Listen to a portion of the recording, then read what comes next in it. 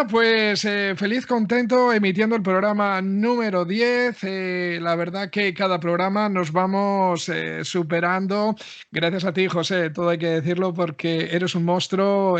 Aparte de todos los conocimientos que tienes, todas las personas que llegan aquí al programa, gracias a ti, hay que decirlo, pues son de una exquisitez increíble y gracias a esto es que, bueno, pues está tomando este auge tan grande, este espacio abierto a las letras, a esta alquimia de las letras. Pero antes me gustaría recordar a todos nuestros oyentes que abrimos hace ya unas sesiones, 2 sesiones, una nueva sección titulada Me gusta escribir, destinada a todos aquellos que aman la literatura, tanto como lectores, pero aquí sobre todo como escritores, y a los que invitamos a que puedan leer sus textos, sus propios textos aquí en el programa. Para ello solo tienen que acceder a las bases para poder hacer esto, para poder asistir al programa con su lectura. A las bases digo que se encuentran en la página de Escritores en Rivas. Solamente tienen que teclear en el ordenador Escritores en Rivas, ir a la pestaña correspondiente de la página donde se encuentran esas bases para poder participar. Invitamos a todos los oyentes desde ahora para que entren en esta página y puedan intervenir aquí también con la calidad que lo estamos haciendo con estas secciones y sesiones a lo largo de todos estos programas. Así es, así que les invitamos y aparte que, bueno, no es que se va a escoger exclusivamente uno se escogerá para el programa, pero todo lo que se va haciendo, todos esos trabajos van a estar ahí y más tarde que temprano o más temprano que tarde, de alguna forma todos esos escritos van a salir porque además me encargaré en otros programas de dar lectura. Lo hago aquí público, por ejemplo, en el programa romántico de los lunes, donde me encanta dar lectura a muchas poesías, pensamientos, valores, que esa es un poco la idea, transmitir también eso, valores. Pues así será, Jorge. Por eso reitero esta invitación a todos aquellos que escriben para que participen en nuestro programa La Alquimia de las Letras. Y vamos a ir empezando. En primer lugar, yo quisiera hablar hoy de esos escritores que no fueron famosos y que podrían no haberlo sido, y aquellos otros que lo fueron y hoy no lo son. Fíjate qué paradojas. Vamos a hablar un poco de esto, vamos a entrar en este territorio.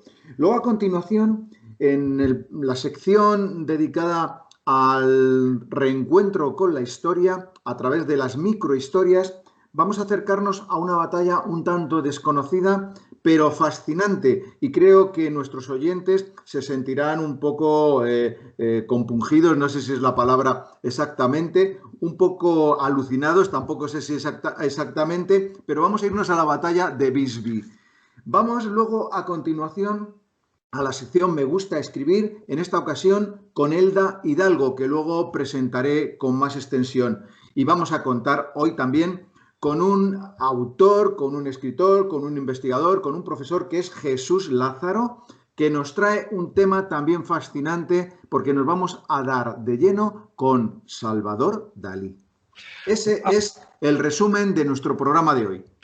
Bueno, pues se presenta interesante, además que Salvador Dalí, bueno, era tan polifacético en todo lo que hacía y esa mezcla de, bueno, pues de artista y loco, no sé cómo llamarlo o decirlo, esa forma siempre que tenía de presentarse y de expresarse, bueno, pues no dejaba a ninguno impasible, ¿no? Yo tengo ese recuerdo porque, bueno, en fin, somos de aquella época, lo hemos visto haciendo sus locuras y sus cosas y, bueno, una obra increíble, un legado que ha dejado, pues eso, que bueno, vamos a ver hoy lo que vamos a repasar con él y creo que va a Y ser muy luego interesante. tendremos ocasión de hablar con Jesús Lázaro para adentrarnos en la personalidad, en la obra de Salvador Dalí. Yo decía al principio del programa que íbamos a descubrir un poco a algunos autores, no a todos porque hay muchísimos, pero sí quería tratar y abordar el asunto de esos autores que hubieran pasado desapercibidos en la historia de la literatura, que hubiesen pasado desapercibidos en el conocimiento del público lector en general, si no hubiese sido en algunas ocasiones por alguna singularidad o algún aspecto de su biografía o del entorno que los rodeaba que los hubiera sacado de esa oscuridad y de ese olvido. Si recuerdas, Jorge, la semana pasada estuve hablando de esas pérdidas y esos encuentros que hemos tenido a veces con los libros. Salió, por ejemplo, ese libro de Bradbury, Fahrenheit, ¿te acuerdas? Que estuvimos hablando de ello, que se quemaban los libros. Y hablé también, conté esa aparición detrás de un tabique en el pueblo de Barcarrota, donde un albañil con la piqueta descubrió allí escondidos nada más y nada menos que una serie de libros entre los cuales estaba un Lazarillo de Tormes en una edición desconocida. Bueno, esto también pasó en un pueblo de Zaragoza, Almonacid de la Sierra, donde había escondido un auténtico, yo diría, bueno, no sé cómo denominarlo, pero estaba cubierto prácticamente un doble suelo con libros moriscos. Parece ser que allí en Almonacid de la Sierra se descubrió también al hacer una obra, porque esto suele ser así. Cuando se hacen obras aparecen descubrimientos y oscuros secretos. Y en Almonacid aparecieron también un montón de libros, cientos de libros, allí escondidos por lo que parece que era un vendedor de libros o un impresor probablemente de libros moriscos que se habían ocultado allí. Porque quiero recordar que tener libros moriscos, los moriscos eran los musulmanes que se habían convertido, vamos a poner entre comillas porque no siempre era así, al cristianismo. Y ellos escribían sus libros, seguían transmitiendo sus coranes, su religión, sus pensamientos, y esos libros estaban allí ocultos. Bueno, curiosamente, cuando los sacaron los albañiles, ¿sabes lo que pasó en primer lugar? Como había un gran desconocimiento, cientos de libros se echaron a un estercolero, a un basurero, y allí de allí lo cogían muchos niños, jugaban con ellos dándoles patadas o bien haciendo hogueras. Hasta que pasó por allí alguien que se dio cuenta del asunto y pudo rescatar una buena cantidad de estos libros. Si no, no hubiesen llegado ni hasta nosotros. ¡Qué Curiosidades de la barbaridad! vida.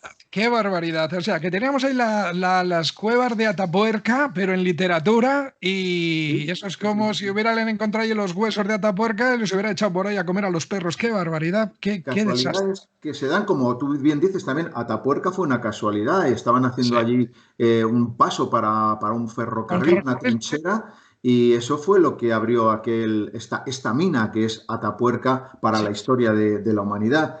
Bueno, casos como estos hay muchísimos. En Qumran, las cuevas de Qumran se descubrieron en el año 1947, también por casualidad, también 972 manuscritos guardados en vasijas estuvieron allí siglos y siglos hasta que por casualidad se desvelaron. Lo mismo pasó también con otros manuscritos, ahora nos vamos a Egipto, como son los de Nat Hammadi. 12 códices también allí guardados, escondidos, que tratan de evangelios, de Biblia, de libros apócrifos, etcétera, etcétera. Bueno, hay toda una sucesión de descubrimientos y, bueno, de descubrimientos y los que pueden estar por venir, porque nunca hay que cerrar la puerta a esto.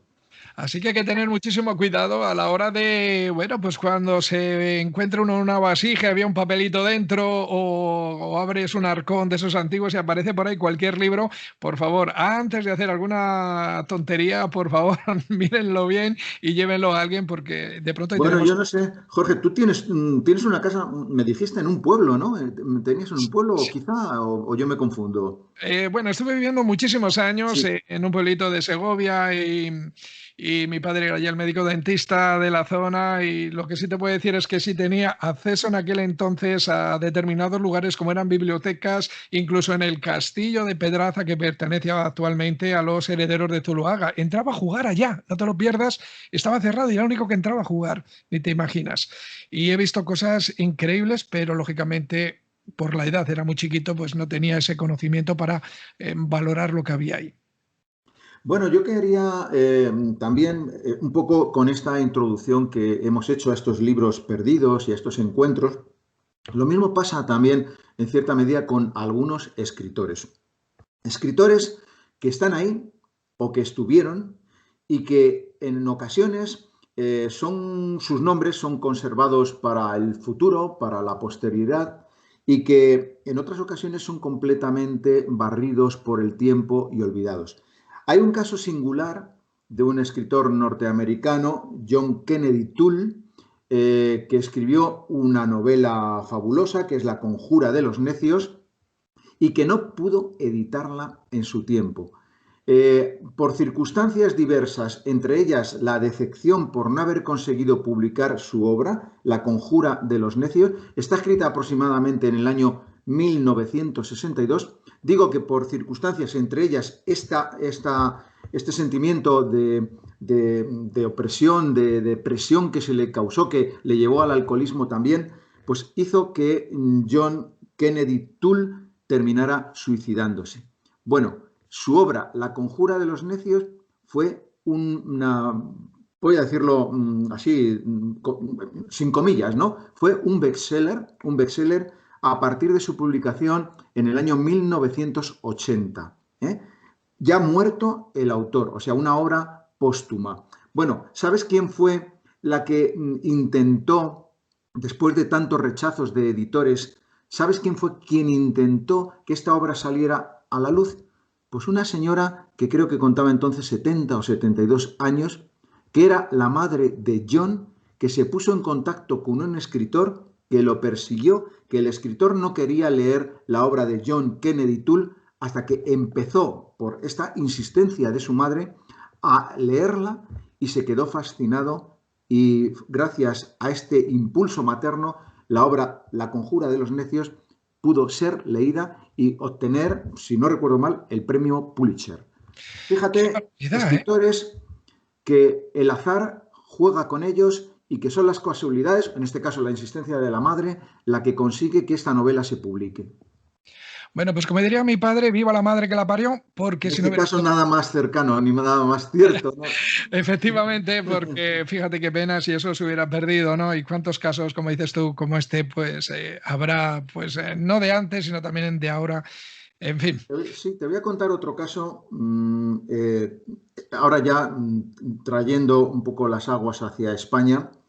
¿Quién no conoce a Gustavo Adolfo Bécquer? Sí, señor. ¿Verdad? Pocos oyentes hay aquí que no conozcan a Gustavo Adolfo Bécquer.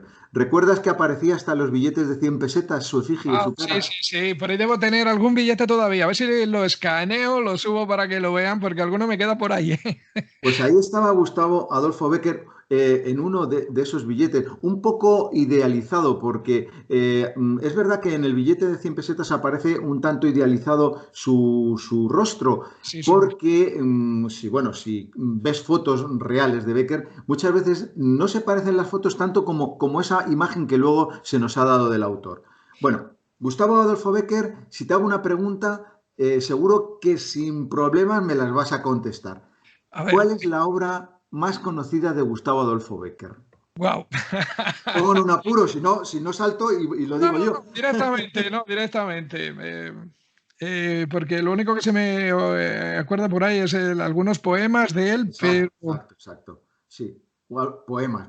Bécquer hoy, bueno, fuera de los círculos que están un poco más cercanos a otros libros del autor, Bécquer hoy en día es conocido fundamentalmente por las rimas, ¿eh? Las rimas, Oh, aquellas rimas, por ejemplo, por una mirada a un mundo, por una sonrisa, un cielo, creo que continuaba, por un beso, yo no sé qué te diera por un beso. Rimas de este calibre que muchas personas, hombres y mujeres, recitaban de memoria años atrás, no sé si ahora se sigue manteniendo la costumbre, pero sé que incluso se copiaban en los libros, en la hoja de respeto de la que hablábamos el otro día, ¿recuerdas? La que sí, sigue a la cubierta. Y ahí se copiaban las rimas o se copiaban los poemas de chicos y chicas enamoradizos que encontraban en las rimas de Bécquer una especie de apoyo sentimental.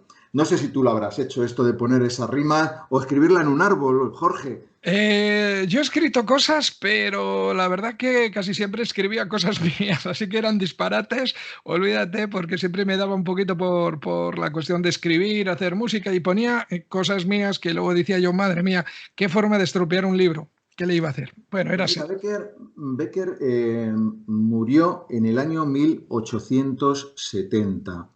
Después de pasar en ese mes de diciembre, murió en diciembre de 1870, en el invierno, en uno de los inviernos más fríos, más crudos de Madrid, ¿eh? Y parece que cuando regresaba a su casa en compañía de un amigo, Julio Nombela, no encontró dónde subir en el ómnibus, nada más que en la parte de arriba lo que se llamaba la Imperial, que estaba al aire libre. Creo que pasó un frío horroroso.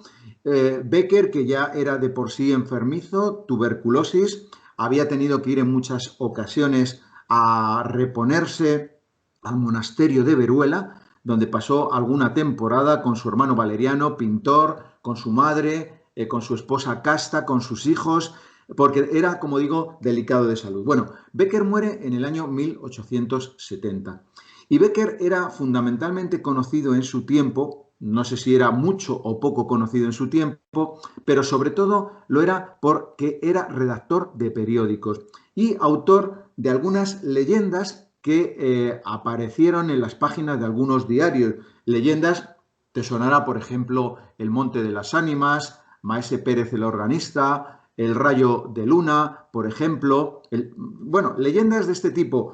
Pero probablemente Becker, que no es que fuese muy famoso en su tiempo, hubiera pasado desapercibido y quién sabe si hoy no estaríamos hablando de él, ni hubiésemos manejado esos billetes de 100 pesetas para comprarnos un abrigo o hacer la compra en el supermercado, porque Becker fue conocido después de su muerte. En el año 1870, al día siguiente o dos días después, se reunieron sus amigos en casa de un pintor, Casado del Alisal, un pintor de la época muy famoso, muy conocido, costumbrista también, un gran pintor, y Casado del Alisal promovió que se publicaran los versos de Becker que no habían sido publicados. Porque te voy a contar una anécdota también, ya que estamos con estas cosas que van saliendo. Becker tenía dispuestas sus rimas para publicarlas en el año 1868. Las tituló en ese momento El libro de los gorriones. Luego aparecieron, como ya sabemos todos, con el nombre de rimas. Pero en el año 1868, Becker las tenía dispuestas, se las iba a promocionar, a patrocinar, a subvencionar un amigo suyo que era Luis González Bravo, hombre poderoso, de político, llegó a ser presidente de gobierno, pero cuando en el año 1868, que es un año clave dentro de la historia de España, surgió un levantamiento contra la reina Isabel II, la llamada Gloriosa, esta revuelta. Isabel II se tuvo que marchar de España y la gente sublevada entonces entró en la casa de González Bravo, donde estaba el manuscrito de Gustavo Adolfo Bécquer, el libro de los gorriones, y ese manuscrito desapareció. Desapareció el manuscrito original, el manuscrito original. Bueno, se perdió, se robó, se destruyó, no se sabe qué sucedió con él. Bueno, eso fue en el año 1868. Becker reconstruyó posteriormente ese libro perdido. Lo tituló, como he ido anunciando a lo largo de lo que voy diciendo, como Libro de los Gorriones. Bueno, ese libro de los gorriones es el origen, el punto de partida de las rimas de Becker. Seguramente, si esto no hubiese sido así, hoy no estaríamos hablando de Gustavo Adolfo Bécquer. Sería un escritor más del siglo XIX, del romanticismo. Bueno, escritores, como digo, que aparecen y desaparecen. Bueno, voy poniendo así ejemplos, entrando un poco en toda esta materia para que nuestros oyentes se vayan haciendo cargo de lo frágil que es lo de la fama literaria y el éxito. Escritores que hoy tienen éxito, probablemente muchos no sean ni conocidos más allá de las coordenadas temporales en las que ahora viven. Bueno, quiero ponerte un último ejemplo. Un escritor famosísimo que tiene una calle en Madrid que está justo está al lado del Teatro Español, Manuel Fernández y González, es un escritor un escritor millonario, se hizo millonario escribiendo en su época. Murió en el año 1888. Bueno, Manuel Fernández y González escribió unas 200 novelas. Ya es número, ¿verdad, Jorge? 200 novelas. De esas Bastante. novelas que se publicaban por entregas. Una curiosa manera de publicar entonces. Y Manuel Fernández y González fue el rey de las novelas por entregas. Estas novelas iban apareciendo, bueno, se iban vendiendo por fascículos, podríamos decir, es lo que hoy llamaríamos fascículos, por Pues sí. partes. Y la gente se suscribía a las novelas por entrega y las recibían todos los sábados en su casa, que era cuando los obreros, la clase media, los comerciantes cobraban el jornal, cobraban y entonces llegaban repartidores y iban entregando esos fascículos de esas novelas por entrega que se hicieron famosísimas. Novelas de enredos, bueno, hay de muchos tipos de novelas de este tipo. Bueno, pues esa es una manera que tuvo entonces la España del siglo XIX, la novela por entrega, que más o menos funcionó desde el año 1840 al 1860 aproximadamente, y Manuel Fernández y González fue, como digo, un escritor de multitudes. Hoy en día, salvo el que pase por la calle, es muy difícil que recuerde quién fue Manuel Fernández y González. Bueno, pues lo tendremos en cuenta para cuando demos una vuelta por ahí, veamos la calle, digamos, uy, hablamos de este señor en un programa, en el programa número 10 de la Alquimia de las Letras. Ya ¿Ves? sabes, la Plaza de Santana en Madrid, Teatro Español, ahí está la calle Manuel Fernández y González. Así es. Bueno, Bueno, hay muchos nombres de escritores y poetas ahí precisamente. Estamos aquí de yo vuelta, José, y seguimos pues con nuestras secciones. ¿Qué Pues tenemos? vamos llega el turno a retornar a esos mundos del pasado. Bueno, no voy a contar yo, sino que contamos en esta ocasión con la presencia de un invitado ya habitual dentro del programa, que es José Pons, que nos va a leer ahora una microhistoria en esa voz contundente, magnífica, sugerente y de una interpretación soberbia. Ahora lo vamos a escuchar. Bueno, las microhistorias del libro 100 microhistorias de la historia, que es el libro del que vamos leyendo aquí habitualmente y vamos glosando su contenido. Bueno, recuerdo a los oyentes que pueden adquirirlo. Ahí Jorge nos lo está enseñando para aquellos que puedan vernos en pantalla. 100 microhistorias de la historia en la editorial Bodón. Un libro que publiqué hace ya unos meses y que nos está sirviendo aquí para ir adentrándonos en la historia, en el pasado, desde el Homo erectus hasta el siglo XXI. Bueno, pues hoy traigo una microhistoria a la que he querido darle un sentido diferente, un sentido especial. Me voy a la batalla de Visby. Y me voy a la batalla de Visby, pero lo voy a hacer en la microhistoria a través de la contemplación de restos humanos de esa batalla de Visby, cuando imaginariamente me traslado allí a un museo donde se encuentran estos restos y este museo que conmemora esta batalla. Bueno, la batalla de Visby Visby es una ciudad, significa etimológicamente lugar de sacrificios, y Visby se encuentra en la isla de Gotland. La isla de Gotland está enfrente de Suecia y la batalla tuvo lugar en el año 1361. Bueno, la isla de Gotland era un importante centro comercial entonces, donde había suecos, había daneses, había alemanes, y era un centro que pertenecía, como digo, a un importante emporio comercial. Bueno, el rey Valdemar IV de Dinamarca invade la isla de Gotland en el año 1361, en julio de 1361, y arrasa con los campesinos mal armados que se resisten a este rey danés. Bueno, la batalla de Visby cuenta con un número de muertos elevadísimo. Se encontraron hasta 3 fosas comunes donde había enterrados en cada una de ellas 500, 600 cadáveres. Enorme, enorme. Ni batallas en la que participaron más combatientes tuvo tal cantidad de muertos.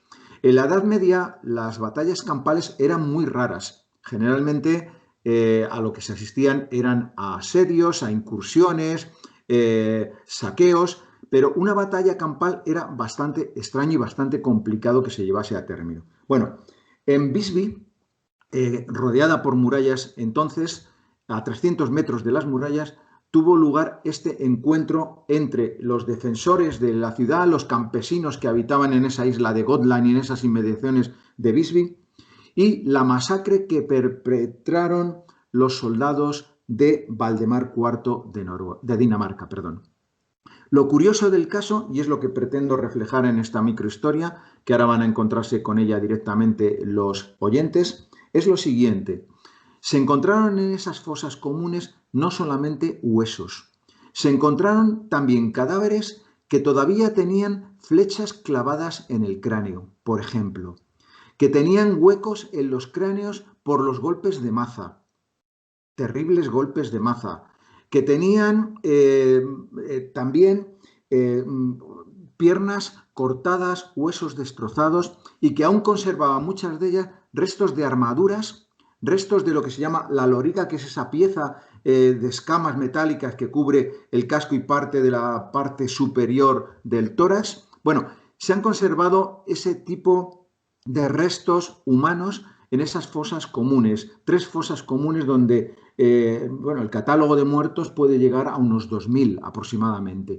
Bueno, imagínate encontrarse con esas fosas donde todavía hay restos de armadura medieval y de armamento medieval. Bueno, hay un cráneo que está en el museo que tiene, como he dicho antes, todavía 3 flechas clavadas en la parte trasera del cráneo. Se piensa que los hombres de Valdemar IV de Noruega lanzaron tal granizada de flechas que este hombre que recibió simultáneamente 3 flechas en la cabeza es porque se dio la vuelta y huía y las flechas le alcanzaron. Bueno, hay hombres cráneos rematados con mazas, tanto en la parte frontal como en la parte del cráneo, en la parte superior. Bueno, eso nos lo encontramos. Como he dicho, lorigas, la parte que cubría la cabeza. Bueno, es impresionante. Bueno, yo he querido hacer un homenaje, me impresionó esta batalla de Visby y he querido ofrecer, nos lo va a ofrecer ahora José Pons en esta microhistoria que nos va a relatar. La batalla de Visby. Batalla de Visby. De aquel día y aquella hora procede este cráneo cubierto aún por el almofar. Expuesto en la vitrina del museo, el óxido del metal evoca el paso inclemente del tiempo. Impresiona el boquete en la mandíbula superior que alcanza hasta la órbita del ojo izquierdo. La batalla fue dura en la isla de Gotland y murieron casi 2000 hombres. Pensativo, tras el cristal, trato de imaginarme cómo sería aquella cabeza en su plenitud. El color de sus cabellos, la luminosidad de los ojos, la piel en su arrogancia extrema, la humedad de los labios. Ahora, en esta tarde de otoño en el museo, me sobrecoge sobre todo la tensión facial y el terror oscuro del rostro en el momento en que le vino encima la pesada maza de hierro que lo aplastó como a un escarabajo. Impresionante la interpretación de José Pons, escritor, actor, con quien hemos tenido ocasión ya de hablar aquí en una ocasión y que vendrá otra vez al programa porque fue una entrevista y una conversación muy interesante. Me encantó y me sigue gustando. Y además, mira, le estaba viendo en el vídeo que subiremos luego en el canal de YouTube. Ya tengo subido los otros 2, ya os pasaré los enlaces. ¿Sabes a quién me recuerda? A Miguel de Unamuno, con las Vale. gafas. Cariñosamente te mando un abrazo. Y no sé por qué estaba viendo y me venía una imagen de Unamuno por un momento, ¿no? Por la imagen física, no con las gafas. Oye, impresionante, de verdad, impresionante. Impresionante. Aquí lo curioso es también cuando uno se encuentra con un resto humano de estas características, como los que están en el Museo de Visby, o como cuando nos encontramos con una momia en el Museo Egipcio del Cairo, por ejemplo, son esas preguntas inevitables. ¿quién sería esta persona? ¿Qué pensaría? ¿Qué haría? ¿Qué sentiría en el momento en el que esas 3 flechas se le clavaron en el cráneo? El pavor, el terror, la huida. ¿Dejaría familia? ¿Tuvo hijos? ¿Sus años? Son tantas preguntas, Jorge, que por eso yo quería reflejar en esta microhistoria precisamente más que el hecho en sí, el sentimiento y la sensación que produce algo como esto. Efectivamente, y además que quizás también por la época, el tipo de armamento que se utilizaba, pues parece que ahora, claro, estamos acostumbrados a que si te tiran una bomba ahí se muere uno de una vez, y en aquellas épocas pues era todo como más a lo bruto, vamos a decirlo así, a punta de lanza las flechas, cortar cabezas, pues se te hace tremendo, porque creo que también pues las agonías serían muchísimo mayores que si te pegan un tiro hoy en día, o no lo sé, pero como sea, no deja de ser pues terrorífico cualquier situación de este tipo, ¿no? Cualquier lucha, cualquier batalla, pues hombre, y te pones a imaginar, como bien dices, cada personaje, cada persona que estuvo en ese momento, en esa época, pues tendría pues familia, amigos, ¿qué Así estás es. pensando en aquella época, verse en aquella situación? O sea, Lo impresionante es encontrarse con ello en un museo, verlo allí y, bueno, ver aquello rodeado de un misterio que nunca vamos a poder resolver en el fondo, porque es imposible penetrar en los pensamientos, los sentimientos profundos de los seres humanos, y más si están con una distancia como la batalla de Visby, año 1361. Aquí se usaron también un arma terrible, la llamada hacha danesa. Era un hacha que tenía una hoja, no era muy pesada, pero sí era muy afilada, y tenía un asta que podía medir de 1,20 a 1,80 metros. Fíjate, eso, un palo, un asta del hacha con 1,80 metros. Fíjate los golpes, la distancia que podían dar esas hachas.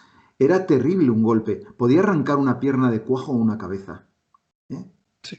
Buah. Es Eh, hacha danesa. bueno, se te quedan, si te quedas imaginando un rato, la verdad, pues que te puedes quedar hasta frío pensando, ¿eh? Precisamente hay un cráneo de esta batalla al que le dieron un golpe frontal en la parte de la nariz, un corte horizontal, está el cráneo, y bueno, un corte espeluznante, espeluznante. Nada más ver el cráneo, imagínate lo que pudo ser aquello, ¿eh? Como un bisturí, así, Sí, ¡shum! Y pero a lo te bestia. pone a lo bestia. Wow. Bueno, nos vamos ahora con nuestros escritores, con nuestra sección Me gusta escribir. Damos ahí una pinceladilla musical para entrar de lleno en Me gusta escribir. Me gusta escribir y a mí también me gusta escribir, y de vez en cuando, de tarde en tarde, aparte de escribir cositas en el cuaderno, todavía escribo alguna carta a mano. ¿Qué te parece, José? Ah, bueno, carta mano, eso está muy bien, no perder esa costumbre, pero ¿a quién se las envías, Jorge? Así mismo. En A fin. ti mismo. Bueno, échala en el buzón, le pones el sello de correos, luego te llega, la abres, y es esa ilusión que se tenía antes con las cartas, que hoy se ha perdido. Pero yo me acuerdo cuando uno esperaba al cartero, estabas ahí esperando. ¿Cuándo llega el cartero? Yo me acuerdo en mi portal que bajaba a ver cuándo venía el cartero, porque esperabas la carta de una enamorada a lo mejor, y decías, bueno, ¿cuánto? ¿3 días, 4 días? ¿Cuánto va a tardar la carta en llegar? Ahora es instantáneo todo, pero tenía su emoción aquello. Sí, sí, sí, esperando, y más que nada para que nadie te cogiera la carta y dijeran, uy, mira, que la han escrito, porque la querías recibir tú primero, ¿no? Porque luego empezaban los chismes y eso era Exacto, el exacto. otro problema. Todo el mundo se enteraba. A mí una vez me hicieron una broma a unos amigos míos, me mandaron una carta, estaba yo de vacaciones en un pueblo de Sevilla y me mandaron una carta, me hicieron la broma, la escribieron ellos y haciéndose pasar por una chica que a mí me gustaba, pusieron hasta Colonia en la carta. Wow. Las letras se medio borraron, algunas de ellas por el perfume, y estaba yo allí como un tonto oliendo la carta a todas horas, creyendo que me la había enviado una mujer y resulta que eran mis dos amigos burlones. ¿Qué te parece? Bueno, pues te quiero decir que además, lo acabas de decir muy bien, en ciertas épocas atrás, precisamente, había también una costumbre de echarle una gotita a las cartas para darle un toque personal. O sea, que ya con el olor ya sabías quién te estaba mandando la carta. O meter una florecilla, ¿verdad? Sí, También, sí, ¿eh? sí, sí. Era... Bueno, mira, pues me gusta escribir. Tenemos hoy a Elda Hidalgo con nosotros. Elda Hidalgo nos dice lo siguiente: me apasiona la lectura de los bellos textos que la literatura nos regala y dar voz a las palabras impregnándolas de sentimiento. Soy feliz cuando mi voz llega al corazón de los que me escuchan. Eso es lo que vamos a sentir ahora con el texto que nos trae Elda Hidalgo. Bueno, Elda trabaja en los informativos de Radio Televisión Española como técnico de archivo. También hace audiodescripción de documentales y dibujos animados para ciegos.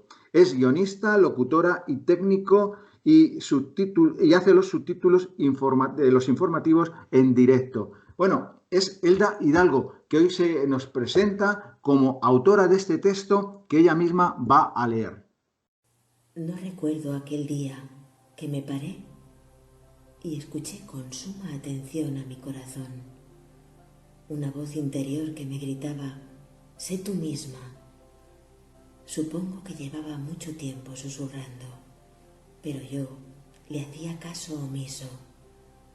También sé que aunque la atención sea mínima, siempre queda algo. Hubo palabras que resonaron con fuerza y se fueron depositando en el fondo de mi corazón. Paz era una de ellas. Estaba escrita con mayúsculas y se convirtió en mi favorita. Dejé de lidiar conmigo misma. Dejé de pelearme con la vida. Rendición y aceptación me condujeron a fluir en lo agradable y lo desagradable, en la luz y en la oscuridad, en la quietud y en el movimiento. Ya no me resisto y aquí me hallo. Ahora invierto mi tiempo en poner mi corazón en todo lo que hago y alzo la voz para trasladar un mensaje de gratitud, amor y paz. Jolines, es que transmite la propia voz, un chorro de paz. Ella lo dice, pero es que la forma de hablar, de transmitir, ya te Es transmite paz. como un susurro impregnado de sentimientos poderosos, ¿verdad? Es como un Así es. susurro al oído, una paz, una tranquilidad, un sosiego, ¿eh? En esas palabras que Elda Hidalgo nos ha comunicado hoy aquí en la Alquimia de las Letras.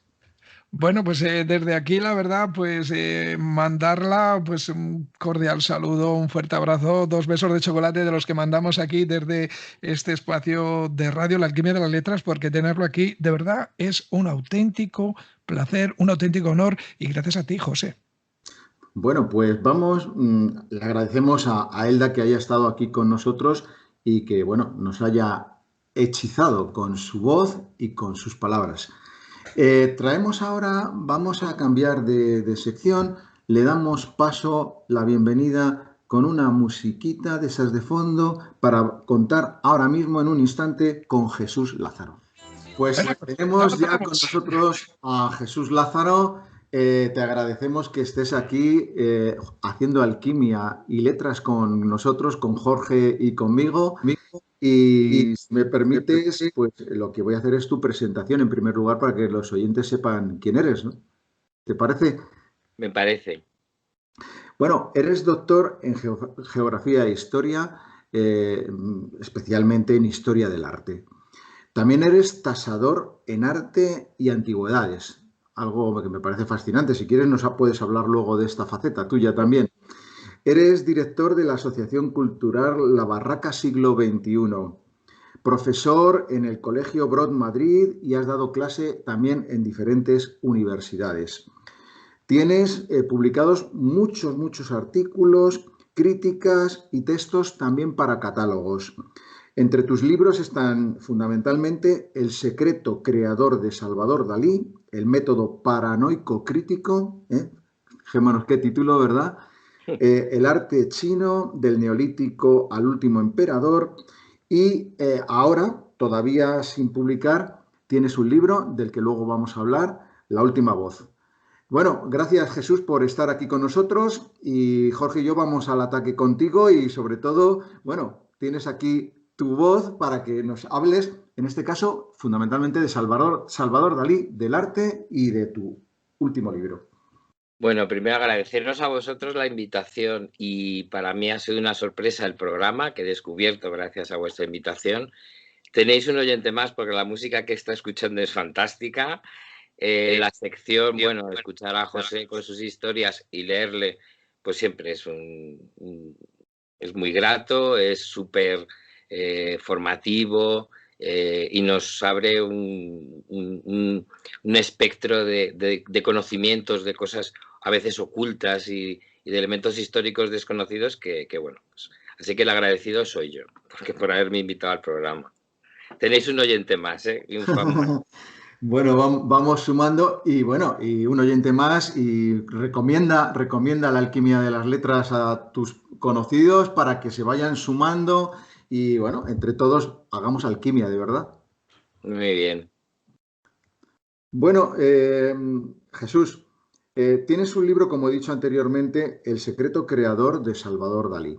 ¿Te parece que hablemos en esta primera parte de este pintor, de Salvador Dalí, que nos cuentes tu experiencia directa con este pintor y que nos hables del libro y que nos digas sobre todo, ya que el título es El secreto creador de Salvador Dalí, que nos digas cuál es ese secreto? Pues bueno, calificar a Dalí de pintor es poca cosa. Sí, Dalí es por un supuesto, otra personaje cosa porque fue mucho más, claro. multifacético, Sí. poliédrico, es un espectáculo en sí mismo y la verdad es que el conocerle o el poder conocer fue un poco casi azaroso, porque fue cuando estaba preparando los cursos de doctorado y fue a través de sus escritos, curiosamente, no de sus pinturas, que yo nunca he sido un admirador de Salvador Dalí como pintor y como personaje, pues obviamente sabéis que suele crear amor y odio, tanto si lo aceptas, si estás encantado con él, como si lo rechazas, pero nunca deja indiferente. Y yo descubrí al Salvador Dalí que más me interesaba a través de los escritos, que a veces son muy crípticos, son muy complejos, hay que leer entre líneas, igual que sus obras y sus cuadros, y me di cuenta que Dalí, pese a todo, es un gran desconocido, pero un gran desconocido. Busqué información sobre él, tesis, sobre todo respecto al método paranoico crítico, que era su gran aportación a la historia del arte, ¿no? Y el método creador que él empleaba. Y me sorprendió el desconocimiento que había y los pocos textos y escritos e investigaciones que había sobre el tema. Y a partir de ahí, pues fue un reto, sencillamente. Y bueno, pues me vi inmerso en una investigación que duró 7 años, en los que conocí muy a fondo a Salvador Dalí. Intenté pensar como él, intenté experimentar sus lecturas, no las interpretaciones de otros textos intelectuales o de otros historiadores, sino adentrarme a través de sus textos, a través de su vida, de su psicobiografía, si queréis también, y de su obra, que es un poco el reflejo, ¿no? Y me di cuenta que Dalí le podíamos calificar como el primero que hace un autoanálisis plástico a través de sus obras. Es decir, en sus obras encontramos la propia personalidad, los propios conflictos que tiene Dalí a nivel interno e inconsciente. Y Hay eso es una cosa fascinante. que suele suceder cuando, por ejemplo, un investigador o un escritor, en el caso del investigador, se documenta, hace una tesis doctoral sobre determinado tema, sobre determinada persona, o un escritor se documenta sobre una época, sobre un personaje histórico. Suele suceder que el investigador y el escritor viven tan intensamente aquello que están investigando que llegan a encontrarse perfectamente unidos, vinculados a esa persona. ¿Te ha sucedido a ti lo mismo con Salvador Dalí? ¿Le cogiste o le has cogido cariño? ¿Podríamos sintetizarlo con esa expresión? Por supuesto. Siempre digo que normalmente es muy difícil querer lo que se desconoce. Normalmente aprendemos a amar aquello que conocemos y cuanto más lo conocemos, normalmente más lo amamos o al menos lo respetamos.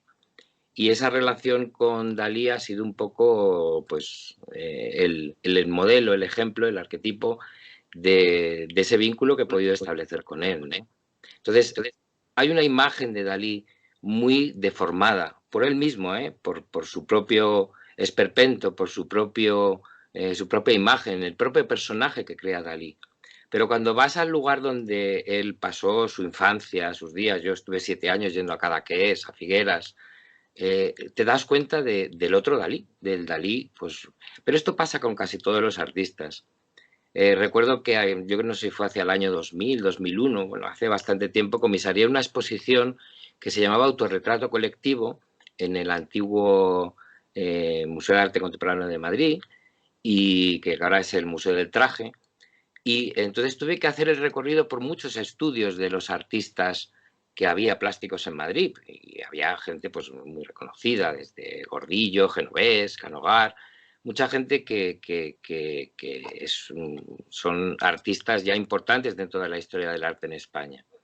Y lo que me di cuenta es que detrás de estos artistas hay mucho trabajo. En muchos casos no se pueden dedicar solo a esto, al mundo del arte, sino que tienen que trabajar en otra cosa. Y se establece un vínculo con la obra cuando conoces más al artista.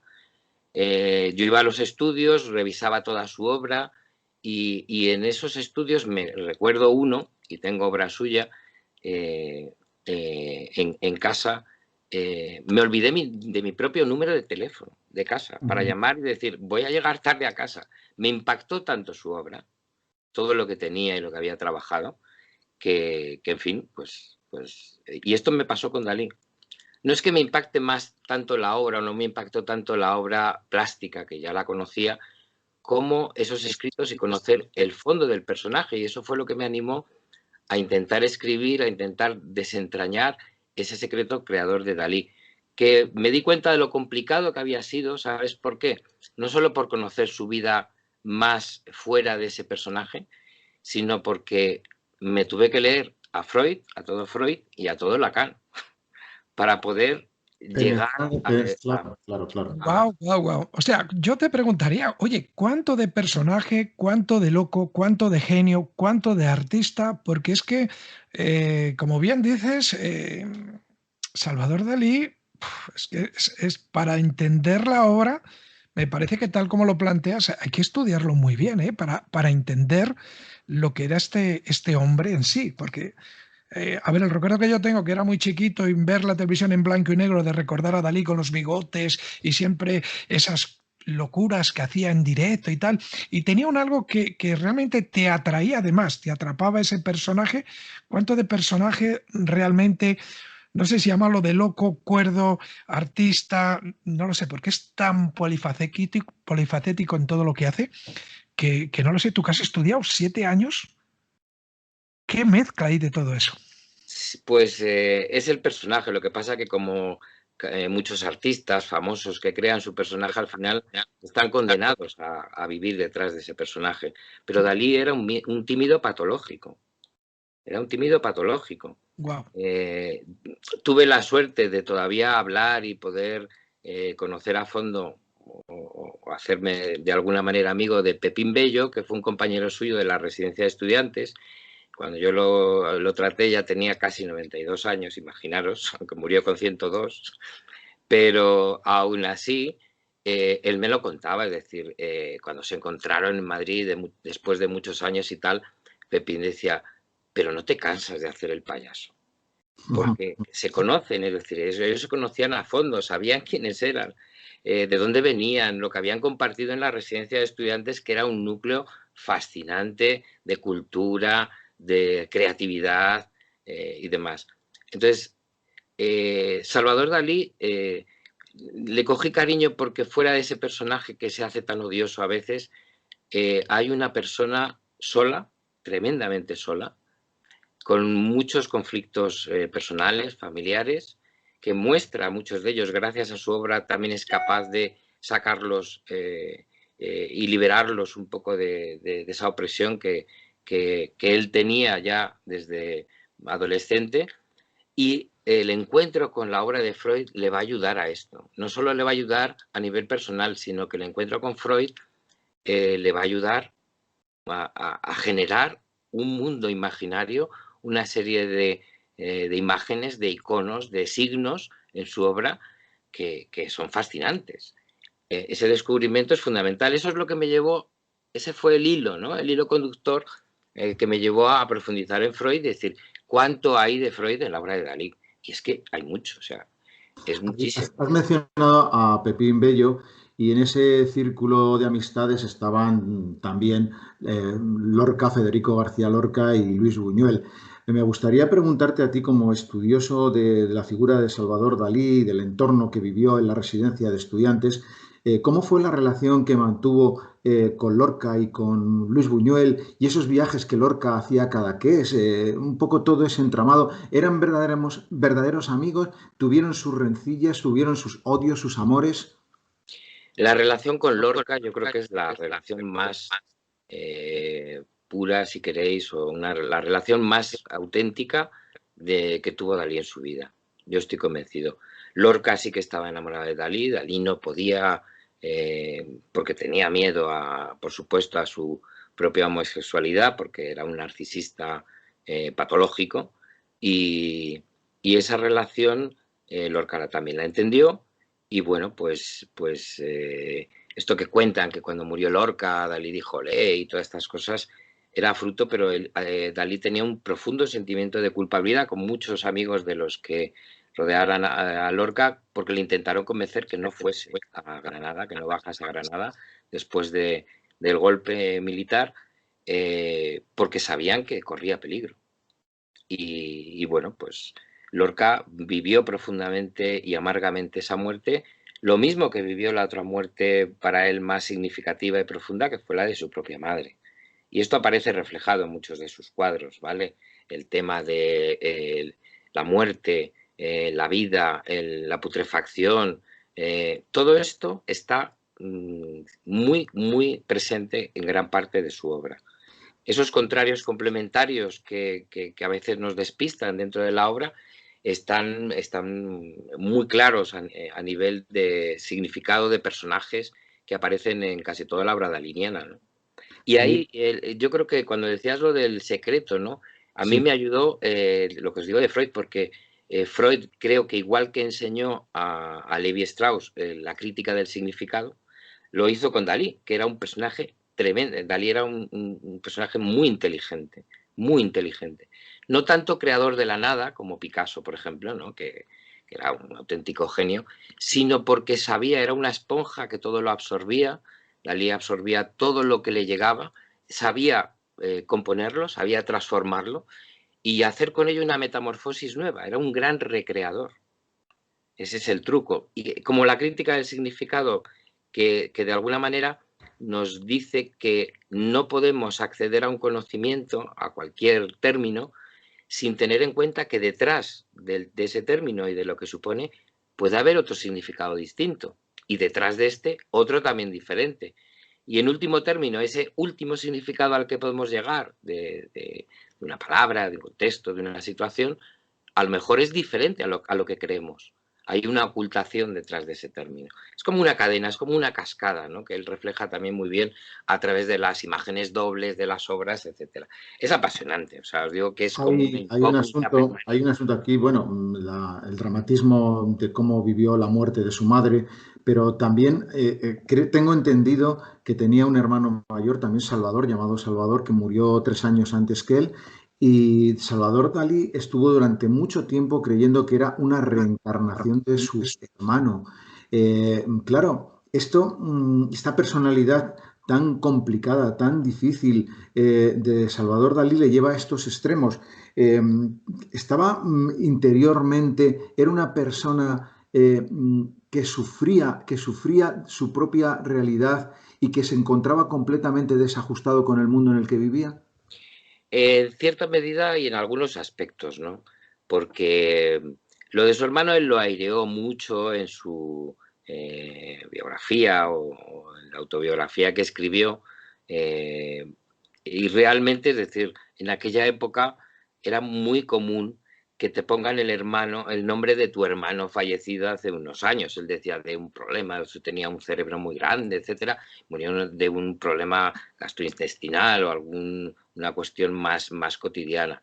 Claro, a él le impactaba o tenía el recuerdo que le impactaba el ir a la tumba y ver ahí Salvador Dalí en una tumba y era su propio hermano, ¿no? Porque le habían puesto el mismo nombre.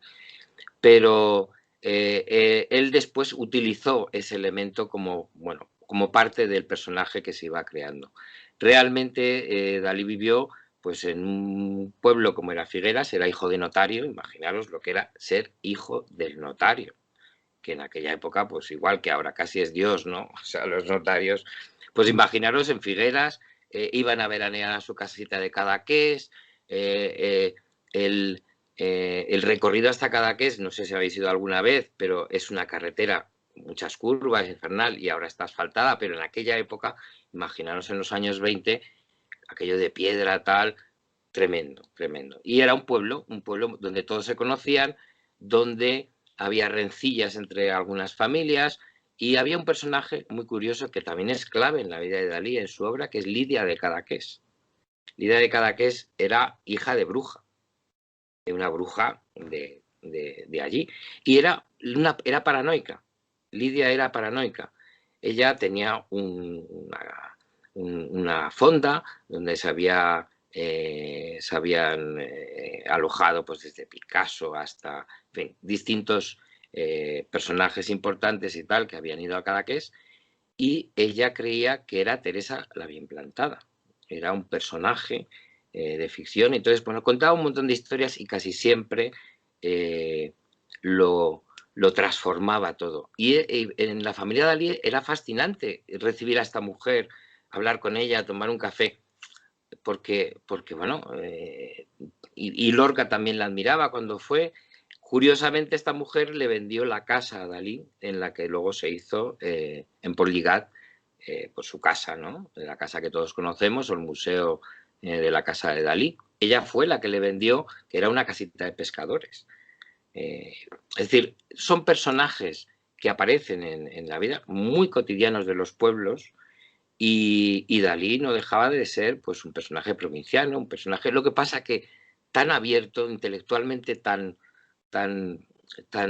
receptivo, que conocía las vanguardias desde de primera instancia por su tío Anselm, perdón, ese era el abuelo, su tío que tenía una librería en Barcelona y le mandaban revistas de vanguardias de Europa. Entonces, cuando llegó a la residencia y vieron que empezó a hacer algo de cubismo y tal, bueno, se quedaron todos fascinados. Mira el catalán este que viene aquí y resulta que conoce el cubismo, ¿no?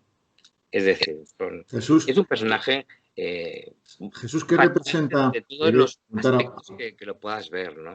Hablando de personas cercanas a Dalí, yo te quería hacer una pregunta porque ha sido también siempre muy controvertida esta relación. ¿Qué representa Gala en la vida de Dalí? ¿Quién era Gala para Salvador Dalí? Pues hay muchas respuestas, porque si te digo la más psicoanalítica, ya que hablábamos un poco de Freud, ¿no? Pues sería un poco el alter ego de su madre, ¿vale? Es un personaje fundamental para Dalí, para comprenderse a sí mismo, para apoyarse en alguien que le abría un campo y un camino hacia lo que puede ser dentro del mundo y de ese grupo cerrado del surrealismo, un hueco. Y Gala era también tan inteligente y sobre todo para los temas económicos, para promocionar al propio Dalí. Y bueno, pues Gala aprovechó el conocimiento de Dalí y Dalí aprovechó el conocimiento de Gala. Había una relación muy complementaria, pese a que eran bastante contrarios, claro, en muchos aspectos. Y de hecho, pues no se puede entender tampoco el éxito de Dalí sin Gala. Eso está clarísimo. No es posible entenderlo. Y la relación que mantenían, pues bueno, una pareja muy particular, pero es que las relaciones en los grupos de los surrealistas y que había en ese momento, todas eran muy particulares. Podemos hablar de tantas anécdotas como queráis en torno a las relaciones íntimas, de parejas, tríos, de todo tipo que podía haber entre el grupo surrealista, ¿no? Pero daros cuenta, lo que más creo que impacta es imaginaros en un pueblo como el de Cadaqués, con pocos habitantes, de pescadores, etcétera, que de repente llega un grupo de París, los surrealistas, Gala se pone, hace todo el lep, se pone medio en bolas allí, una mujer mayor que Dalí, por supuesto, casada con Paul Eluard, y crea un escándalo cuando se les ve juntos. O sea, no un escándalo en el pueblo, un escándalo familiar, que ese es otro problema, otra crisis que vive Dalí, porque su familia no acepta que su hijo, súper protegido, súper mimado, porque era el único chico entre tantas mujeres que había en la familia, pues imaginaros lo que supone que tenga relaciones con una mujer casada, más mayor que él, y en fin, una rusa medio afrancesada, en fin, tremendo. Bueno, hay que tener en cuenta eso, pues todo, ¿no? No solamente el entorno familiar, el del pueblo, sino incluso la época, porque lógicamente ya pues, se juntan un montón digamos ahí, de cosas que hacen pues que eso sea todavía pues más polémico.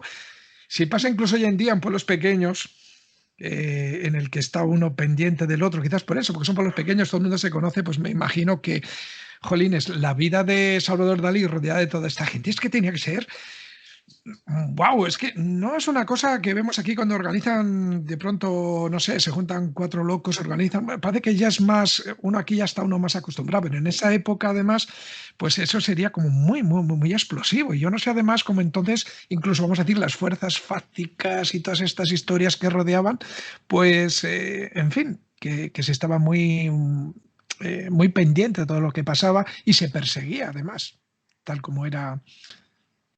Claro, pero Dalí encuentra ahí, fíjate que ya lo había encontrado en la residencia de estudiantes, con experiencias que había tenido, pues de organizar algún tipo de actuación estrambótica, y sobre todo haber vivido todas las butades o las locuras que se podía vivir en la residencia, chavales de esas edades y que podían cometer. Dalí descubre que es la forma de hacerse conocido. Dalí es el arquetipo de artista que convierte un personaje, lo vende para vender su obra y venderse a sí mismo.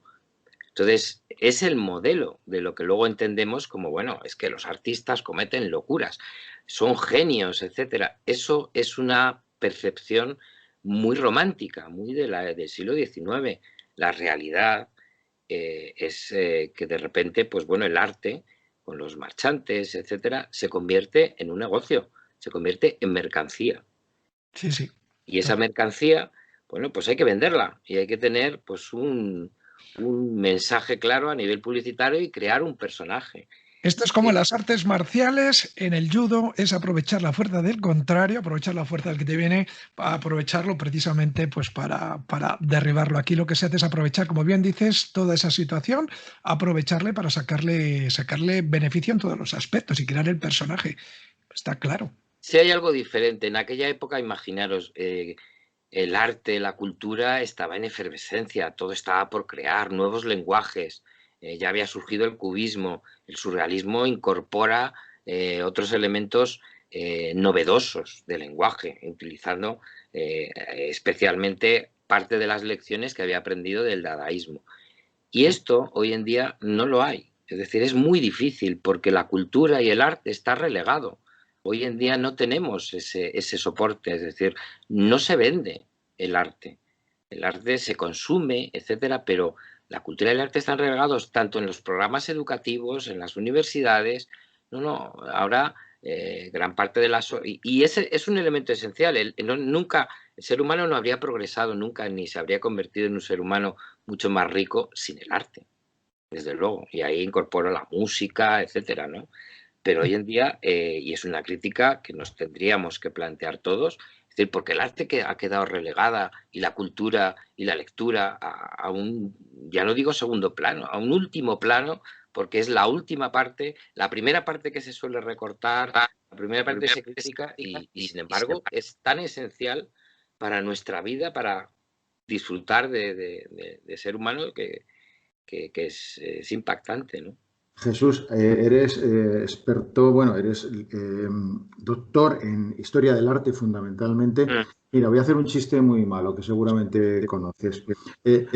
Seguramente conoces. ¿Qué es el arte, no? Y responde otro, dice, el arte es morirte de frío. Yo te quiero preguntar a ti, oye, ¿se mueren de frío los artistas? Hay muchos que, bueno, estuvieron a punto de morir de frío. Picasso, por ejemplo, lo pasó fatal, casi todos de repente no se convirtieron en grandes estrellas. Miró, pasó necesidad y apenas comía unos pocos higos y demás, y por eso tenía algunas alucinaciones, y yo creo que se convirtió en el auténtico pintor surrealista, en el más puro de todos los pintores surrealistas. Entonces, claro que todos pasan necesidad, pero en el momento que hay un triunfo, pues bueno, pues en fin, ya no es que esté todo hecho, pero sí que hay un camino importante abierto, ¿no? Yo me acuerdo cuando hice la exposición esta que os comentaba, esta colectiva, Luis Gordillo comentaba en una de las reuniones que tuvimos, decía, porque ya había triunfado y demás, dice, yo ahora vivo como un notario. Ya, triunfado, ya no le hacía falta, es decir, ese esfuerzo y tal. Pero en todos los artistas hay una necesidad, yo creo, por escribir, por hacer música. Tú lo sabes, José, y yo también lo percibo. Es decir, yo tengo necesidad de escribir, a veces de investigar, a veces de disfrutar de lo que es el arte. Es una necesidad, independientemente que a cambio de eso recibas o no un reconocimiento social, económico o como queráis. Es una necesidad. Completamente cierto, estoy de acuerdo. Te quería preguntar, bueno, nos van quedando ya pocos minutos. Vamos a terminar, Jesús, con ese paso que has dado de la investigación. Bueno, no has abandonado la investigación, pero has dado un paso y has pasado de la investigación a la ficción, tengo entendido. Y sí, has escrito, es una novela, La última voz, ¿no? Quizá. Sí. Tenía muchas ganas de escribir, lo que pasa es que, claro, a veces el tiempo y las circunstancias de encargos de investigaciones y tal, pero me apetecía mucho en entrar en lo que es la novela.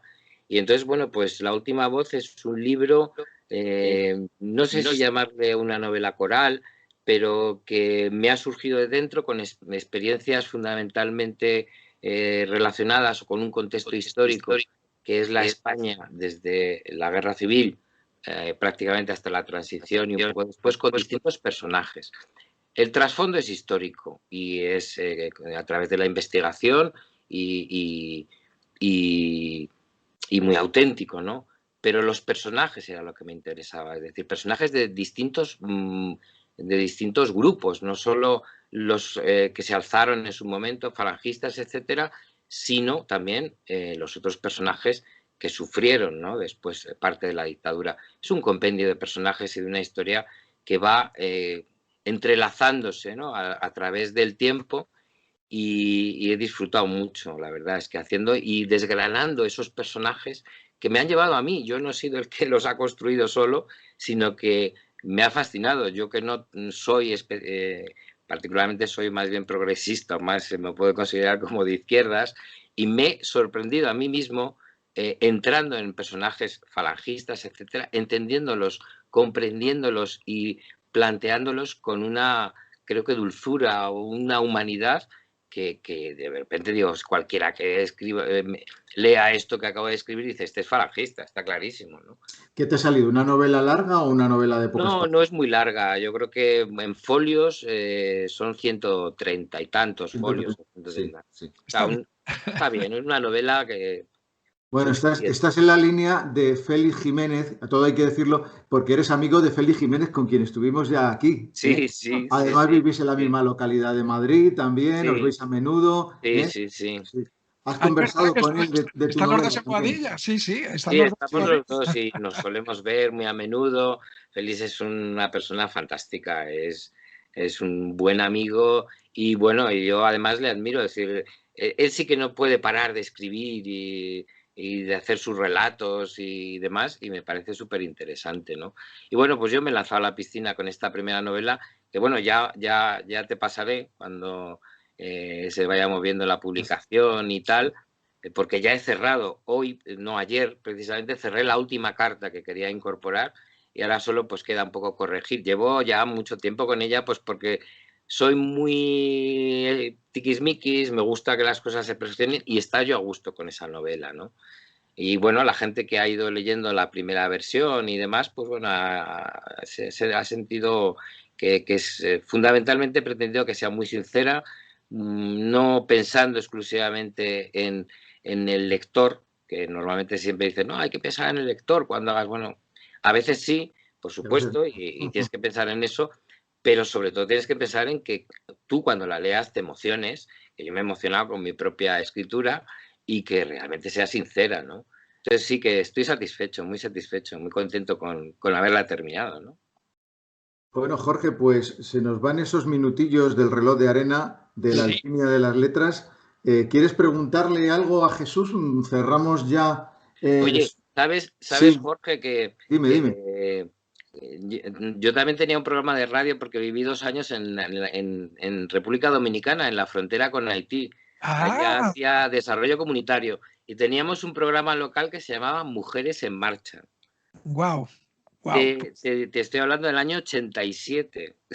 Sí, bueno, Donde yo allí o conozco. allá las Sí, mujeres campesinas no tenían voz y no, nosotros le dábamos voz, ¿no? A través de ese programa y la lucha por la tierra, en fin. Fue una época también fascinante y por eso me ha enganchado mucho tu programa de latino y tal, sí, porque me latino es otra recordaba cosa. además la música y parecía que estoy en Dominicana. Es que esto es un programa pionero, o sea, como locutor soy pionero en lo que es la música latina. Cuando no había estaciones latinas en este país, en el año 95 nos juntamos 4 locos, entre ellos yo, que no tenía ni puñetera idea de música latina, sí de toda la música anglosajona que nos llegaban. Yo hablaba hasta de la abuela de los Rolling Stones, era lo que aquí sonaba, toda la música que llegaba del pop, de rock, y me tocó aprender. Hoy en día, gracias a Dios, pues también he tenido buenos maestros, me puse muchas pilas, como decimos acá en todo lo latino, te puedo hablar de cualquier cultura, pero es que además de República Dominicana soy iniciador en traer un ritmo que aquí no sonaba y a nivel mundial hoy es uno de los más grandes, la bachata. Cuando no se escuchaba la bachata en ningún lugar, ni siquiera en Dominicana, ni siquiera en Dominicana. ¿Y por qué digo esto? Porque la bachata era una música prohibida, solamente se escuchaba, tú que has estado por allá, en ciertos lugares, lo vamos a decir así, que igual hay niños ahora, donde había mujeres que fumaban y bebían y se llevaban a los hombres. Sí. Entonces, que escuchaba esa música, ¿qué pasaba? Le miraban, uy, ese ha estado metido ahí. Y entonces no se escuchaba esa música. Es curioso, pocas emisoras se atrevían. Hasta que Juan Luis Guerra, a finales de los 80, inicio de los 90, llegó con su bachata rosa y aquí vimos 4 locos la oportunidad, porque vimos que gustó mucho, aparte del merengue, la salsa, de hacer algo nuevo. Bueno, pues a raíz de eso, imagínate ahora dónde está la bachata. Todos los grupos importantes de bachata han pasado por estas manos. Y si te hablo de los más grandes ahora, por ejemplo, como puede ser Romeo Santos, imagínate, pues eso lo trajimos aquí por primera vez en el año 2002, cuando nadie los conocía. Era un grupo de raperos. Pero bueno, me gusta ese proyecto y seguramente que me has comentado, igual en algún momento pues podemos hablarlo, incluso implementarlo y seguir haciendo, porque desde aquí hacemos cosas precisamente para muchos grupos allá. ¿Tú Oye, por sabes cierto, cómo se llamaba? Bueno, ¿qué bailábamos en el campo cuando yo estaba en Dominicana? Se llamaba el perico ripiao. el perico ripiao era el merengue típico de allá. Eso se Exacto, tocaba acordeón, bajo, güera y eso tambora. es, O sea, eso es. Y en la las... bachata, como dices, se escuchaba en esos locales un poco dudosos. Yo me Sí, acuerdo del Don Chucho, al que no te podías acercar mucho, sobre todo si estabas con el tema de líderes campesinos y lucha por la tierra y tal, porque enseguida te ponían ahí el foco que y por te cierto, hacían mala prensa. el mejor día para bailar típico eran los lunes. No sé si en aquella época eran los lunes también, Sí, sí, sí, porque sí. los lunes eran de típico. Yo he viajado por allá y entonces, a modo de broma, si quiere aquí nos queda tiempo, decíamos en una entrevista que hice ya en Teleantillas para Colorvisión y toda esta gente, los canales allí, alguien me decía acerca de mi visión como español. Digo, bueno, es que a mí me encanta Dominicana por una razón, es que aquí, salvo el martes y el miércoles, el resto del día están de fiesta. Pero ¿de qué está diciendo? ¿Que no trabajan? A ver, trabajan martes y miércoles muy serios. El jueves ya es víspera de la víspera. El viernes ya empieza el cachondeo. El sábado ni te cuento. El domingo al carguas a tomar cerveza y baile. Y el lunes, el mejor día el lunes, el de Mm. típico. En las enramadas aquellas, a bailar típico. Sí, había un cartel que me encantaba en las guaguitas que define, yo creo que es lo que es la filosofía dominicana y que nos la podíamos aplicar en algunas cosas. Y el cartel este que había en las guaguitas que iban llenas de gente y tal, Cabras, gallinas y todo el mundo. sí, de todo, ponía, ¿para qué ir tan de pronto en un país tan pequeño? Oye, por cierto, te han dicho que te pareces a Kenny Rogers. Pues no, me han dicho de todo, pero a Kenny Rogers. Oye, pues tiene un toque de Kenny Rogers, yo no sé, José Guadalajara. Bueno, yo estaba esperando a ver si tenía ese bigote de Salvador Dalí que siempre se ponía a las 10:10, ¿eh? Pero bueno, tú llevas la barba y el bigote lo Hombre, llevas Dalí plano. quería ser el nuevo Velázquez, por eso utilizaba el bigote, pero es muy curioso porque en su casa, fíjate que es la anécdota, tenían un retrato de un antiguo familiar que había sido pirata y tenía esos bigotes también. O sea que no sé muy bien. Creo que Los dos cuando podían venir de ahí. lo exhumaron a Dalí en el año 2017 porque tenía ahí una demanda de paternidad. Ya. Y el que lo había momificado, que está momificado si no recuerdo mal, creo que los bigotes los tenía incorruptos tal como se los pusieron. Ahí estaban ahí con esa posición suya que era, creo que las 10:10 era lo que quería que Sí, marcara, ¿no? muy velazqueños también, muy característicos, sí. Sí. ¡Qué barbaridad! Bueno, pues estamos llegando ya a la parte final ya de este espacio de la alquimia de las letras. De verdad que, ¿qué te voy a decir, Jesús Lázaro? Yo me lo he pasado súper, aparte que conocer un poquito la vida y obra de Dalí. Y te quedan tantas cosas, Dios mío, es que después de 7 años resumirlo todo así tan en poco tiempo es imposible. Pero bueno, por lo menos se nos ha abierto un poquito más la mente, la idea de cómo era aquel hombre. Y a mí me queda muy claro que para conocer a Salvador Dalí hay que conocer un poquito tu trabajo para llegar al fondo, porque si lo queremos hacer directamente lo tenemos muy complicado. Así que, señores, lean la obra de Jesús Lázaro, vean todos los trabajos realizados acerca de Salvador Dalí, porque este hombre es un experto, un estudioso de él, y yo desde aquí les estoy invitando desde esta estación de radio. Adelante, José. Pues nada más, Jesús, darte las gracias por habernos traído los secretos de Salvador Dalí, por habernos acompañado aquí en la alquimia de las letras y nada más, me despido ya de todos los oyentes para el próximo programa, el 11º programa, un número también que tiene su enjundia, pero en fin, gracias Jesús, nada más. Muchas gracias a vosotros y suerte con el programa. Tenéis un nuevo oyente, ¿eh? Bueno, pues estás invitado cuando quieras, Jesús. Y os si haré quieres propaganda entre mis alumnos y entre muy la bien, gente que muy conozco, bien, muy bien. porque la música es muy buena. Bueno, pues aquí ya lo sabes, tenemos de todo, salsa, Pues, bachata, felicidades merengue, a los dos. reggaetón, todo. Gracias. Abrazos, Gracias a hasta ti, Jesús. pronto. Gracias, José. Hasta pronto. Hasta Gracias, pronto. gracias.